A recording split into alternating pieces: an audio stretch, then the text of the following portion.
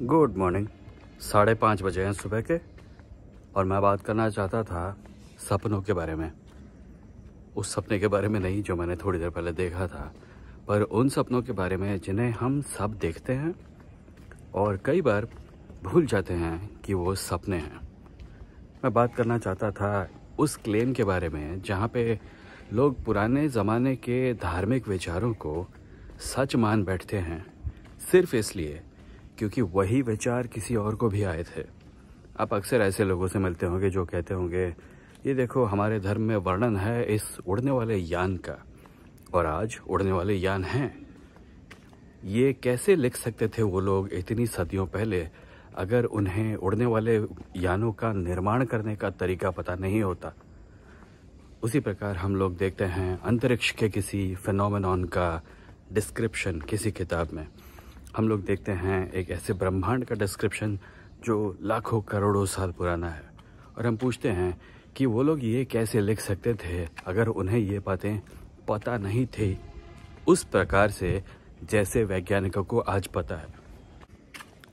हम क्यों वर्णन पाते हैं इन पुराने ग्रंथों में, इन पुरानी कहानियों में ऐसी दवाइयों का जो किसी भी बीमारी को ठीक कर सकती हैं, ऐसी वेपन्स का जिनका काट पाना असंभव है, ऐसी शिप्स का जिनको उस समय लोगों के पास बनाने की क्षमता नहीं थी, इस प्रकार की टेक्नोलॉजी का, इस प्रकार के विज्ञान का जो तब लोगों के पास ना था और ना हो सकता था।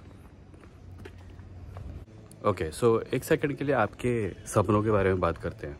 अगर मैं आपसे पूछूंगा कि आप क्या चाहते हैं लाइफ में, आपके सपने क्या हैं, तो आप मुझे कहेंगे कि मैं चाहता हूं कि मैं इतने पैसे बनाऊं, मैं इस जगह पर रहूं, मैं इस प्रकार के प्रोफेशन में हूं, वगैरह वगैरह।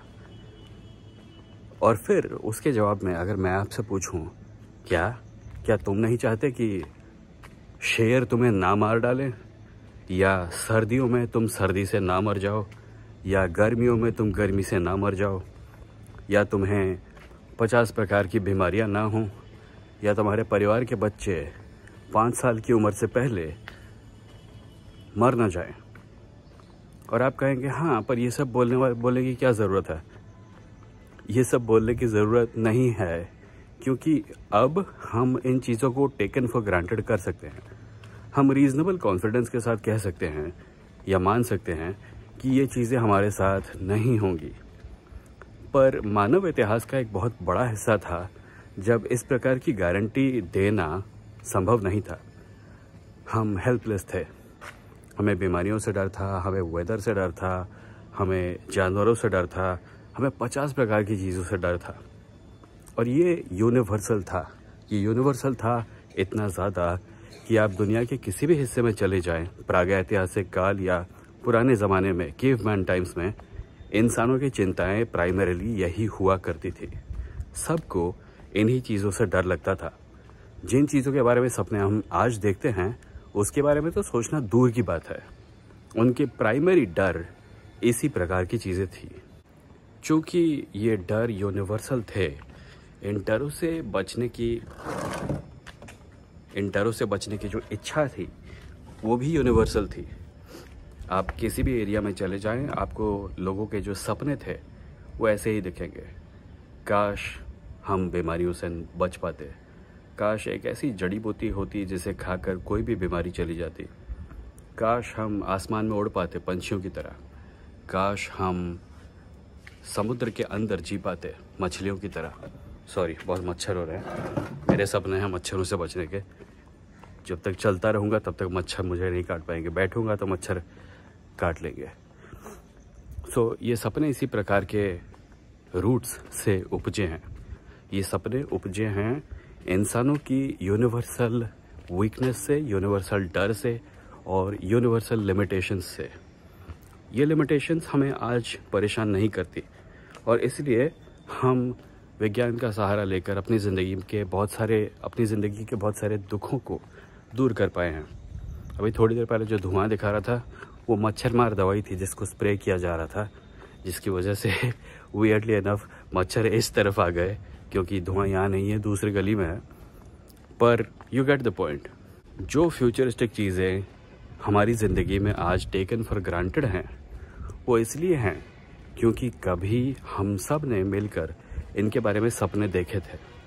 हमने सपने देखे, हमने उन सपनों को पूरा करने की कोशिश की। कई केसेस में हमने उन सपनों को पूरा कर लिया है। जैसे बीमारी के बारे में उतनी ज़्यादा चिंता ना करना जितना कि उस ज़माने में हमें करनी पड़ती थी।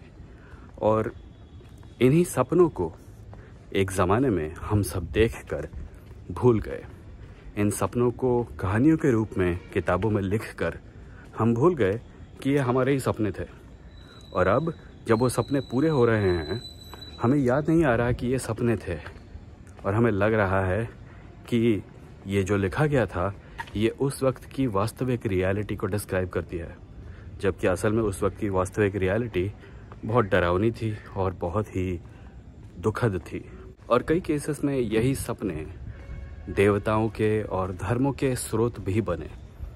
सोच के देखिए, इंसानों को परेशानी थी सर्दियों से, इसलिए इंसानों ने ऐसे देवताओं को इमेजिन किया जो उनको वेदर से बचा सके, गर्मियों से बचा सके, सर्दियों से बचा सके, बारिश से बचा सके, भूकंप से बचा सके। ये सपने आज भी हैं, ये देवता आज भी सर्कुलेशन में हैं, इन पर विश्वास आज भी किया जाता है, इनको प्रार्थनाएं आज भी की जाती हैं, क्योंकि हम आज भी काफ़ी हद तक लिमिटेड हैं। ऐसी कई चीज़ें हैं जिन पर हमारा कंट्रोल नहीं है, और चूंकि हमारा कंट्रोल नहीं है, हम कंट्रोल चाहते हैं, और हम कंट्रोल पाते हैं सिर्फ उन सपनों में जो हम आज देख रहे हैं, किसी दिन इन दुखों से मुक्त होने के। मुझे नहीं लगता ऐसा एक समय आएगा जब इंसान पूरी तरह से अपने लिमिटेशंस को पार कर पाएंगे। जैसे जैसे समाज का दायरा बढ़ता जाता है, वैसे वैसे दुखों का अमाउंट भी बढ़ता जाता है, और कई केसेस में तो दुख हमारे खुद के बनाए हुए हैं। ये एक साइकिल बन गया है। हम दुखों का निर्माण करते हैं और फिर दुखों के निवारण के लिए हम देवताओं से प्रार्थना करते हैं। देवताओं का मार्केट कभी मंदी में नहीं जाएगा, ये मार्केट हमेशा फलता फूलता रहेगा। पर इसका कारण ये नहीं है कि देवता रियल हैं या उनके बारे में जो चीज़ें लिखी गई हैं या लिखी जा रही हैं वो सच हैं। इसका कारण काफ़ी सिंपल है। इसका कारण है इंसान लिमिटेड हैं और इंसान लिमिटेड नहीं रहना चाहते। इसीलिए जब भी आप देखें किसी को इस प्रकार के क्लेम करते हुए, जब कोई कहे कि फलाना चीज़ हमारे ग्रंथों में लिखी हुई है और ये चीज़ अब साबित भी हो गई है और अब बन भी गई है, और इससे ये साबित होता है कि उस समय ये नॉलेज या ये टेक्नोलॉजी हमारे पास थी, तो ध्यान दीजिए उस एस्पेक्ट पर। क्या ये चीज़ किसी समस्या को सॉल्व करती थी? क्या ये चीज़ हमारी कॉस्मिक लोनलीनेस को सॉल्व करती थी?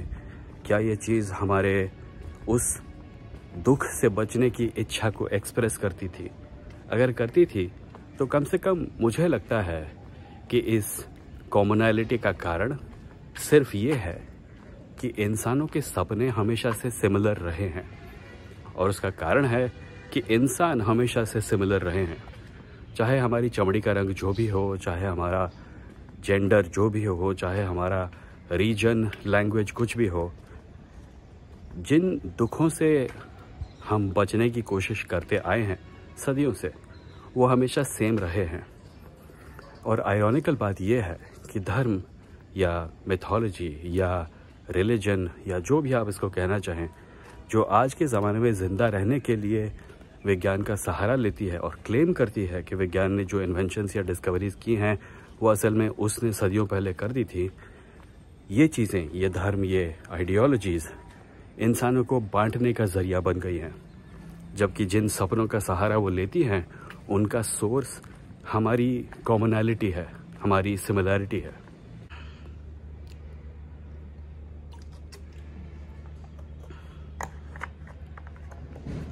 अगर आप आज के स्पेक्युलेटिव लिटरेचर को देखने जाएं, वो साइंस फिक्शन कहानियाँ, वो फ्यूचरिस्टिक कहानियाँ जो कि हमारे भविष्य के बारे में लिखी जा रही हैं, तो आप इसी प्रकार की कॉमनैलिटी आज भी पाएंगे।